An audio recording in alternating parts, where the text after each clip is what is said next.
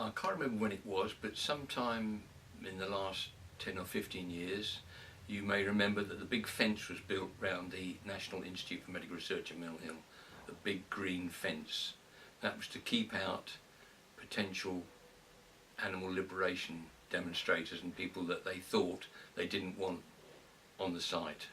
I didn't think it was a very good idea from the start. We really hadn't had an awful lot of trouble with the ALF. A couple of small things had happened, but they would have happened anyway. They weren't to do with people breaking in.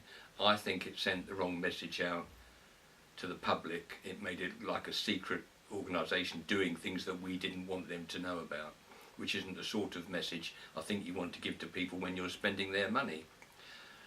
So one of the things we tried to organise was to invite people to come into the Institute to see what we did, as well as having evenings where we invited staff and their families in.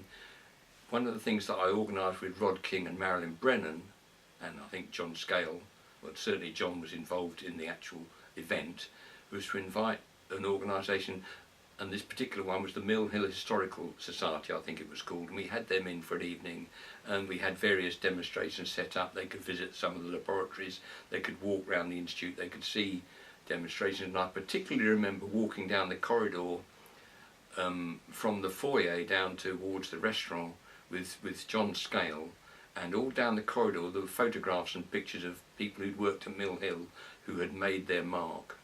And as we walked down that corridor, John Scale spoke about every single one of those scientists, and he knew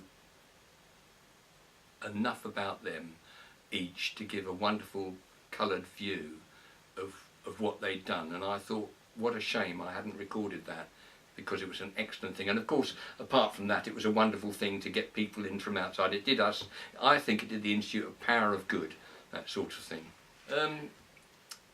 We had open days from time to time. They petered out latterly, but one of the ones that we had, and this must have been in, I think, probably the 1970s.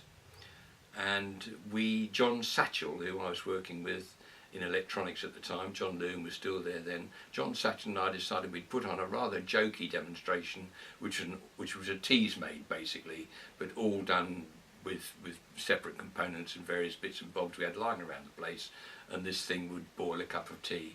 I have some photographs of it. I can't remember how it works now, so I can't really talk about it.